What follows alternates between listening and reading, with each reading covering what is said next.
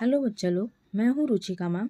आज हम लोग पढ़ने जा रहे हैं स्टैंडर्ड 12 का सब्जेक्ट सेक्रेटरी प्रैक्टिस के बारे में। उसमें से पहला चैप्टर है इंट्रोडक्शन टू कॉर्पोरेट फाइनेंस। अभी इस चैप्टर के अंदर हम देखेंगे उसका इंट्रोडक्शन क्या है, कॉर्पोरेट फाइनेंस का इम्पोर्टेंस क्या है, फिक्स्ड और वर्किंग कैपिटल की रिक्वायरमेंट क्या होती है पर्टिकुलर ऑर्गेनाइजेशन में, और कैपिटल स्ट्रक्चर क्या होता है। आइए बढ़ते हैं आगे। कॉर्पोरेट फाइनेंस हमारा डील करता है कैसे फाइनेंस को रेज करना है और कैसा उसका इस्तेमाल करना है एक पर्टिकुलर बिजनेस में। बेसिकली ये एक्टिविटीज़ को फाइनेंस करता है, जो एक्टिविटीज़ कॉर्पोरेशन की हो सकती है या फिर कैपिटल स्ट्रक्चरिंग के बेसिस पे हो सकती है, या फिर हमें कोई इन्वेस्टमेंट डिसीजन लेना है तो उसके बेसिस पे हो सकती है। बेसिकली दो तरह के डिसीजंस होते हैं किसी भी कॉर्पोरेट फाइनेंस में। उसमें से पहला है फाइनेंसिंग डिसीजन। बिजनेस फर्म को एक्सेस रहता है कैपिटल मार्केट का, जब चाहे वो अपनी फाइनेंशियल नीड को सेटिस्फाई कर सकते हैं। फर्म के पास बहुत सारे मल्टीपल चॉइसेस रहते हैं कहाँ से उनके कंपनी में पैसा आ रहा है, उससे रिलेटेड, यानी कि सोर्सेज ऑफ फाइनेंस क्या होगा उनका। फर्म चाहे तो इक्विटी के ज़रिए अपना पैसा रेज कर सकती है अगर उसको पैसों की ज़रूरत है तो, या फिर डेब्ट कैपिटल के ज़रिए वो पैसा रेज कर सकती है। फर्म जो है बैंक लोन भी ले सकती है, पब्लिक डिपॉजिट भी एक्सेप्ट कर सकती है, डिबेंचर्स भी यूज़ कर सकती है अपने फंड्स को रेज करने के लिए। सेकेंड पॉइंट है हमारा इन्वेस्टमेंट डिसीजन। जैसे ही बिजनेस फर्म को कैपिटल का एक्सेस मिल जाता है, वैसे ही फाइनेंस मैनेजर डिसीजन लेता है कि उस फंड का कैसे इस्तेमाल करना है सिस्टमैटिक वे में, ताकि मैक्सिमम रिटर्न हम दे सके अपने ओनर को।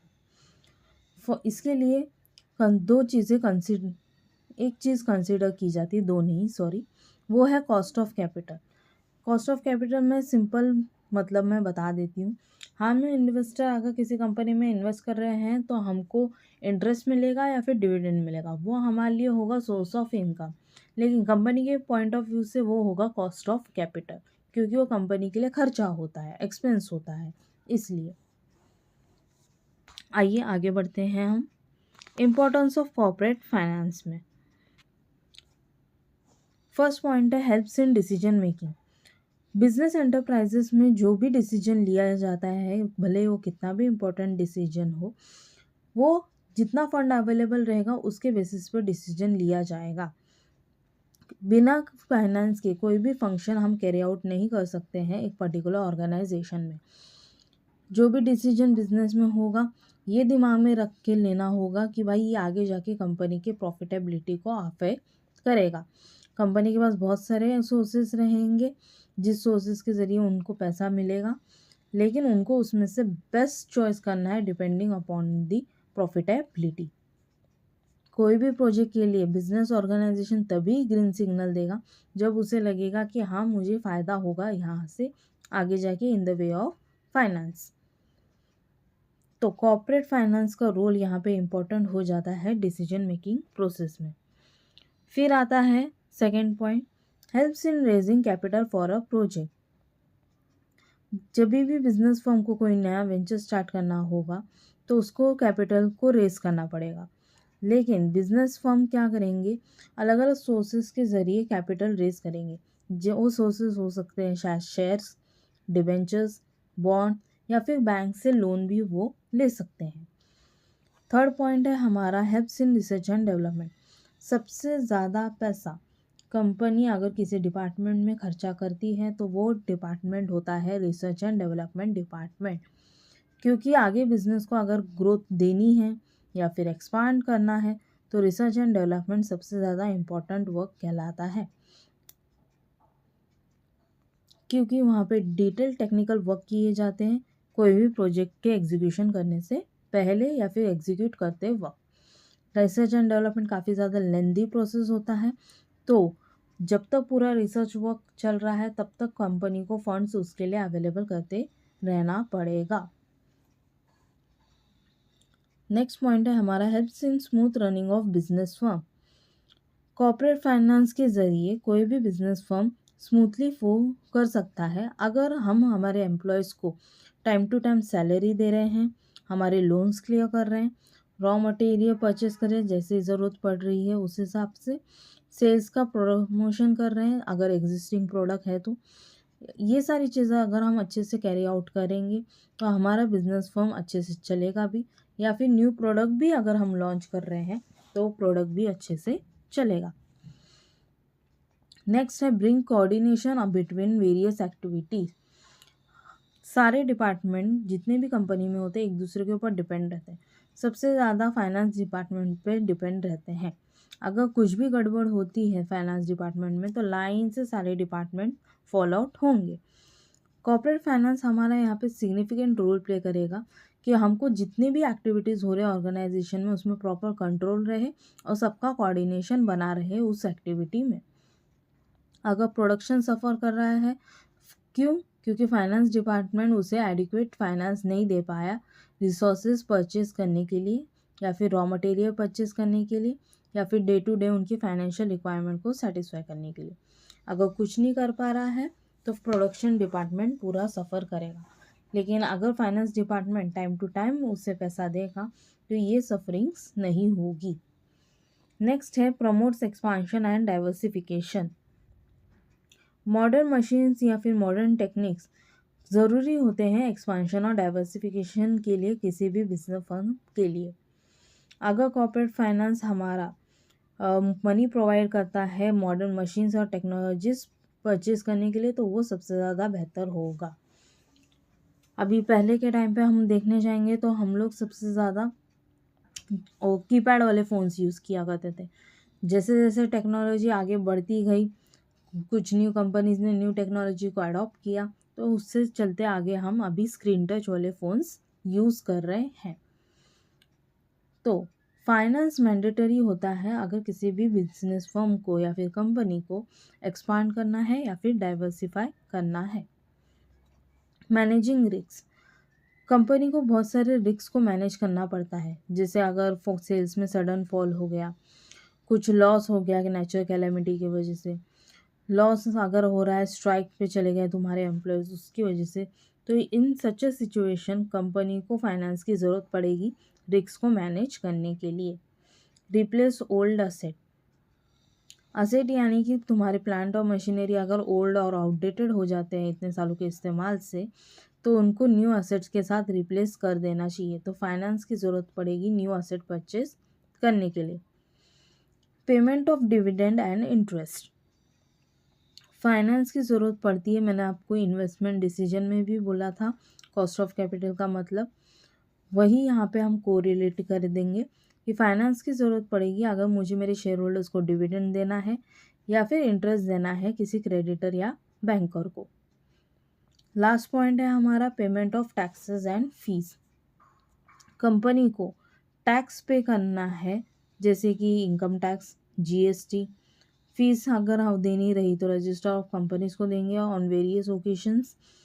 तो इन सारी चीज़ों के लिए फाइनेंस की ज़रूरत पड़ेगी जो कि हमारी कंपनी की वेरियस बेसिक सबसे ज़्यादा नीड है, वेरियस नहीं।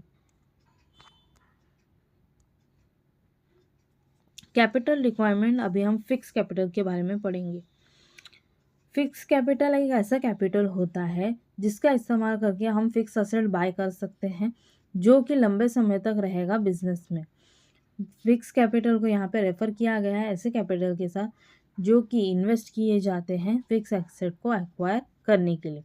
एग्जांपल्स फिक्स एसेट के हैं अगर हम लैंड एंड बिल्डिंग परचेस करें या फिर मशीनरी परचेस कर रहे हैं या फिर फर्नीचर परचेस कर रहे हैं या फिर प्लांट परचेस कर रहे हैं। अभी हम पढ़ेंगे कौन से फैक्टर्स हैं जो कि अफेक्ट करते हैं फिक्स कैपिटल रिक्वायरमेंट को। पहला है पॉइंट हमारा nature of business. Manufacturing industry और पब्लिक यूटिलिटीज़ को ज़्यादा फिक्स कैपिटल की ज़रूरत पड़ती है as compared to other activities और अदर पार्ट। ट्रेडिंग बिजनेस को इतना ज़्यादा फिक्स एसेट की ज़रूरत नहीं पड़ेगी। साइज़ ऑफ द बिजनेस, अगर कोई भी business firm large scale operations कर रहा है तो उसको फिक्स कैपिटल की ज़रूरत ज़्यादा लगेगी क्योंकि आधे से ज़्यादा उनका काम प्रोडक्शन प्रोसेस में रहेगा और ऑटोमेटिक मशीन्स और इक्विपमेंट पे बेस्ड रहेगा। स्कोप ऑफ बिजनेस, बहुत सारे बिजनेस फर्म ऐसे हैं जो कि प्रोडक्शन और डिस्ट्रीब्यूशन का काम करते हैं लार्ज स्केल पे। ऐसे बिजनेस को फिक्स कैपिटल की ज़रूरत ज़्यादा पड़ेगी। एक्सटेंट ऑफ लीज और रेंट। अगर एंटरप्रेन्योर डिसाइड करता है कि वो कोई भी एसेट को लीज पे ले या फिर रेंटल बेसिस पे ले, तो उसका खर्चा कम होगा फिक्स एसेट को परचेस करते वक्त। बिजनेस में लीज पे लेना यानी कि इन द सेंस रेंट पे लेना, ओनर कोई और रहेगा लेकिन हम उसका यूज़ कर रहे हैं हमारे बिजनेस के लिए for a temporary period of time. Arrangement of सब कॉन्ट्रैक्ट। अगर बिजनेस को कुछ ही पे सब कॉन्ट्रैक्ट करना है किसी प्रोडक्शन, मतलब मान लो प्रोडक्शन को वो किसी को और को काम सौंपना चाहते हैं तो वो काम सौंप सकते हैं किसी और को। लिमिटेड एसेट्स की फिर ज़रूरत पड़ेगी तो फिक्स कैपिटल की रिक्वायरमेंट यहाँ पे घट जाएगी। Acquisition of asset on concessional rate. Regional level पे इंडस्ट्रियल ग्रोथ हो तो गवर्नमेंट यहाँ पे प्लान करती है कि कोई भी land and building machinery concessional rate पे यानी कि अफोर्डेबल रेट पे वो ऑफर कर सके। प्लांट्स और इक्विपमेंट भी कभी कभी अवेलेबल होता है इंस्टॉलमेंट बेसिस पे from the side of government. ऐसी फैसिलिटीज़ बेसिकली हेल्प करती है किसी भी कंपनी को उनकी फिक्स एसेट की ज़रूरत को कम करने के लिए। इंटरनेशनल कंडीशन, ये फैक्टर सबसे ज़्यादा इम्पॉर्टेंट है जो भी बिजनेस कर रहा है लार्ज लेवल पे यानी कि इंटरनेशनल लेवल पे। अगर कंपनी उसमें क्या एक्सपेक्टेशंस कर सकती है, कौन से रिस्क आएंगे। पहले तो वॉर, दूसरा आएगा वो कहीं अपने लार्ज फंड्स को इन्वेस्ट कर रही है, क्यों, क्योंकि शॉर्टेज हो रही है मटेरियल की और फिक्स एसेट्स की बहुत ज़्यादा ज़रूरत पड़ रही है। तो इन सच ए केस लार्ज स्केल ऑर्गेनाइजेशन को फिक्स एसेट की अगर ज़्यादा ज़रूरत पड़ रही है तो वहाँ पे उनको लार्ज फंड्स अवेलेबल करना पड़ेगा। नेक्स्ट है ट्रेंड इन इकोनॉमी। अगर कंपनी को लगता है कि उसका फ्यूचर ब्राइट है तो वो किसी भी बिजनेस एक्टिविटी को ग्रीन सिग्नल दे देगा या फिर बिजनेस प्रोजेक्ट को ग्रीन सिग्नल दे देगा। उससे उस बिजनेस का एक्सपांशन भी हो सकता है या फिर डाइवर्सिफिकेशन भी हो सकता है। पॉपुलेशन ट्रेंड, जैसे जैसे पॉपुलेशन बढ़ती जा रही है हाई रेट के बेसिस पे, कुछ मैन्युफैक्चरर्स डिसाइड करते हैं कि यह हमारे लिए अपॉर्चुनिटी होगी बिजनेस को एक्सपांड करने की, जैसे automobile industry, electronic good manufacturing industry, readymade garment etcetera. इन सारे लोगों को ह्यूज कैपिटल की ज़रूरत पड़ेगी यानी कि फिक्स कैपिटल की ज़रूरत ज़्यादा पड़ेगी। कंज्यूमर प्रेफरेंस, इंडस्ट्री अगर हमको गुड्स और सर्विसेज दे रही है जैसे ही अच्छी डिमांड होती है वैसे, तो इन सच ए केस फिक्स कैपिटल की ज़रूरत ज़्यादा पड़ेगी। ये मान लो अगर कोई हमको मोबाइल फ़ोन दे रहा है तो उसके साथ मोबाइल नेटवर्क प्रोवाइडर्स का भी बिजनेस हो रहा है। जैसे मैं मोबाइल यूज़ कर रही हूँ तो ऑब्वियस सी बात है, मुझे अगर कहीं पे कॉल करना रहा, कुछ मैसेजेस डालने रहे तो मुझे मोबाइल नेटवर्क प्रोवाइडर्स की ज़रूरत पड़ेगी। कम्पिटिटिव फैक्टर, ये फैक्टर एक प्राइम एलिमेंट होता है डिसीजन मेकिंग प्रोसेस के लिए। अगर फिक्स कैपिटल से रिलेटेड अगर डिसीजन हो रहे होंगे तो अगर कोई भी कॉम्पिटिटर शिफ्ट हो जाता है ऑटोमेशन में तो बाकी सारी जो भी कंपनीज उस लाइन में रहेगी उन सब के लिए कॉम्पिटिटर बढ़ जाएगा। मान लो मैं ऑलरेडी लैपटॉप इंडस्ट्री में थी, लैपटॉप के मार्केट में थी, तो अगर कोई न्यू उसमें कॉम्पिटिटर आ जाता है तो वो मेरे लिए नया कंपटीशन लेके आएगा और मुझे उसके साथ फाइट करना पड़ेगा अपने बिजनेस को बचाने के लिए। फॉर एग्ज़ाम्पल एक और ले लेते हैं example, Maggi company already noodles के इसमें है, मार्केट फर्म में है, तो उसके लिए कॉम्पिटिटर्स आए हैं चिंग्स और सनफीस्ट यीपी वैसा। नेक्स्ट आएगा हमारा वर्किंग कैपिटल। वर्किंग कैपिटल एक ऐसा कैपिटल होता है जो कि डे टू डे एक्टिविटीज़ जो होती है बिजनेस की उसको कैरी आउट करने के लिए वर्किंग कैपिटल की ज़रूरत पड़ती है, क्योंकि बिजनेस फर्म को जो स्टॉक है रॉ मटेरियल का वो ज़्यादा एडिक्वेट इसमें जमा करके रखना पड़ता है। एज एंड व्हेन जब रिक्वायर पड़ेगी तो वो उस स्टॉक का यूज़ करेंगे ही करेंगे। बिजनेस को अरेंज करना पड़ेगा कैपिटल, पहला इन्वेंट्रीज बिल्डअप करने के लिए, फाइनेंसिंग रिसीवेबल्स के लिए और day to day operating expense को हैंडल करने के लिए। अगर हम इस कैपिटल में इन्वेस्ट करते हैं, इस एसेट्स में इन्वेस्ट करते हैं, तो उसको हम बोलेंगे वर्किंग कैपिटल। ग्रेटन्सबर्ग ने यहाँ पे एक डेफिनेशन दे के रखा है, excess of current asset over current liabilities. इसे याद रखिए अच्छे से, क्योंकि ये आपके ऑब्जेक्टिव्स में भी है। फर्स्ट पॉइंट अगर हम अभी पढ़ने जाएंगे वो है factors affecting working capital requirement. First point है हमारा firms engage nature of business.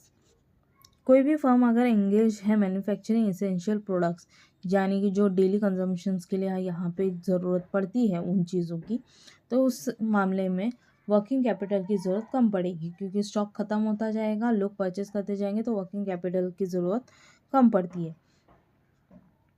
वैसा लेकिन अगर कंपनी लग्जरियस प्रोडक्ट्स में डील करती है तो उसको वर्किंग कैपिटल की ज़रूरत ज़्यादा पड़ेगी, क्योंकि लग्जरीज आइटम्स बेसिकली कोई आए दिन नहीं खरीदता है।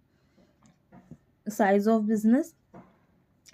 बिजनेस भी अफेक्ट करता है वर्किंग कैपिटल की रिक्वायरमेंट को। अगर फर्म लार्ज स्केल पे ऑपरेट कर रही है तो उसको वर्किंग कैपिटल की ज़रूरत ज़्यादा पड़ेगी। थर्ड पॉइंट है हमारा वॉल्यूम ऑफ सेल। ये बेसिकली एक इम्पॉर्टेंट फैक्टर होता है जो कि अफेक्ट करता है वर्किंग कैपिटल को। अगर वॉल्यूम ऑफ सेल और साइज ऑफ वर्किंग कैपिटल ये दोनों एक दूसरे से डायरेक्टली कनेक्टेड हैं। अगर वॉल्यूम ऑफ सेल्स बढ़ेगा तो वर्किंग कैपिटल की ज़रूरत भी बढ़ेगी and वाइसा versa. Production cycle, main meaning तो आप अच्छे से जानते हो कि रॉ मटेरियल्स को फिनिश गुड्स में अगर कन्वर्ट करना है तो उसको हम बोलेंगे प्रोडक्शन साइकिल। अगर प्रोडक्शन साइकिल लंबा है तो वर्किंग कैपिटल की ज़रूरत ज़्यादा पड़ेगी। अगर प्रोडक्शन साइकिल छोटा है तो वर्किंग कैपिटल की ज़रूरत कम पड़ेगी। बिजनेस साइकिल, अगर इकोनॉमी में बूम है तो सेल्स अच्छी खासी बढ़ेगी, लेकिन अगर रिसेशन का टाइम चल रहा है तो सेल्स डिक्लाइन होगी और वर्किंग कैपिटल की ज़रूरत भी डिक्लाइन हो जाएगी, क्योंकि प्रोडक्ट्स ही नहीं बिकेंगे तो हम नए प्रोडक्ट्स बनाएंगे ही नहीं, क्योंकि एग्जिस्टिंग वाला स्टॉक ही इतना ज़्यादा अवेलेबल रहेगा तो कैसे चलेगा। वैसा term of purchase and sale, अगर कोई भी फर्म क्रेडिट फैसिलिटी नहीं देती है परचेज की, लेकिन अडॉप्ट करती है लिबरल क्रेडिट पॉलिसी सेल्स के लिए, तो उसके लिए उनको वर्किंग कैपिटल की ज़रूरत ज़्यादा पड़ेगी। अगर ऐसा वैसा अगर credit terms of purchases favourable है तो जो भी टर्म्स ऑफ क्रेडिट सेल होंगे वो लेस लिबरल होंगे, तो वर्किंग कैपिटल की ज़रूरत यहाँ पे कम हो जाएगी। नेक्स्ट है क्रेडिट कंट्रोल। क्रेडिट कंट्रोल के अंदर कुछ फैक्टर्स इंक्लूड होते हैं, जैसे volume of credit sale, term of credit sale, collection policy क्या है, एक्सेट्रा। अगर क्रेडिट कंट्रोल पॉलिसी साउंड है तो कंपनी को पॉसिबल होगा कि वो अपना कैश फ्लो बढ़ा सके, लेकिन अगर क्रेडिट पॉलिसी लिबरल है तो उनको प्रॉब्लम आएगी फंड्स कलेक्ट करते वक्त, तो उनको बैड डेब्ट्स भी बढ़ सकते हैं, तो इन सच केस वर्किंग कैपिटल की ज़रूरत भी ज़्यादा होगी। लेकिन अगर फर्म कैश सेल कर रही है तो वर्किंग कैपिटल की ज़रूरत कम होगी। फिर आएगा हमारा growth and expansion. Working capital की ज़रूरत फर्म को तब होगी जब वो ग्रोथ करेगा फर्म की। एक ग्रोइंग कंपनी को continuously large scale operation operate करने के लिए वर्किंग कैपिटल की ज़रूरत ज़्यादा पड़ती है। मैनेजमेंट एबिलिटी, अगर प्रॉपर कोऑर्डिनेशन है प्रोडक्शन और डिस्ट्रीब्यूशन ऑफ गुड्स से रिलेटेड तो वर्किंग कैपिटल की ज़रूरत यहाँ पे कम पड़ेगी। अगर लेकिन वैसा वैसा सिचुएशन, अगर हैवी इन्वेंट्री है तो वहाँ पर वर्किंग कैपिटल की ज़रूरत ज़्यादा होगी। एक्सटर्नल फैक्टर्स, अगर फाइनेंशियल इंस्टीट्यूशन और बैंक जब भी कंपनी को ज़रूरत हो फाइनेंस प्रोवाइड कर रही है तो वर्किंग कैपिटल की ज़रूरत वहाँ पे घट जाएगी। यह हमारा लास्ट टॉपिक है कैपिटल स्ट्रक्चर। कैपिटल स्ट्रक्चर का बेसिकली मतलब ये होता है कि अलग अलग सोर्सेस ऑफ फंड्स को मिक्सअप करना एक डिज़ायर्ड प्रोपोर्शन में, जो कि मैंने थोड़ी देर पहले ये चैप्टर की शुरुआत में भी आपको मतलब बताया था, वही मतलब है यहाँ पे। कंपोनेंट्स अगर हम देखने जाएंगे कैपिटल स्ट्रक्चर के तो उसमें से पहला पॉइंट है इक्विटी शेयर कैपिटल। ये बेसिक सोर्स ऑफ फाइनेंसिंग है किसी भी एक्टिविटी के लिए और अपने बिजनेस के लिए। इक्विटी शेयर्स वो शेयर्स होते हैं जिस पे डिविडेंड मिलता है। रीपेमेंट तब होता है जब प्रेफरेंस शेयर को पेमेंट मिल जाता है, तब जाके इक्विटी शेयर होल्डर्स को पेमेंट मिलता है। ये बेसिकली कंपनी को ओन करते हैं। इनका रिस्क अल्टीमेट रहता है, यानी कि बहुत ज़्यादा रहता है, क्योंकि वो as a ownership title earn कर रहे हैं तो रिस्क भी उनको अनलिमिटेड अर्न करना पड़ेगा। उनको जो डिविडेंड मिलता है वो फ्लक्चुएटिंग रेट पे मिलता है डिपेंडिंग अपॉन दी प्रॉफिट्स। फिर आएगा second point, preference share capital. Preference shares वो शेयर्स होते हैं जिनको प्रेफरेंशियल राइट मिलती रहती है, जैसे कि डिविडेंड और रीपेमेंट ऑफ कैपिटल। पहले इनको दिया जाएगा पैसा, फिर बाद में इक्विटी शेयर होल्डर्स को पैसा दिया जाएगा।